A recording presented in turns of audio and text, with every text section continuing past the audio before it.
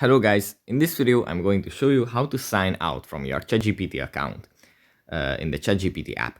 But before that, don't forget to subscribe and leave a comment down below, because at 10,000 subscribers I'm going to show you my whole YouTube revenue statistics and growth strategy. So without further ado, let's just jump right into it.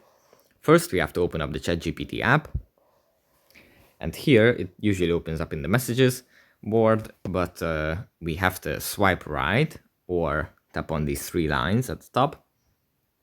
And here we have to go into settings, as you can see here. And here we have to scroll down at the bottom to the bottom. And at the bottom in red, it says sign out.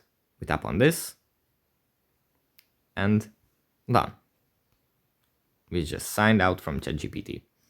So yeah, that's pretty much it for this video. Hope it was helpful for you guys. And I'll see you in the next one. Bye.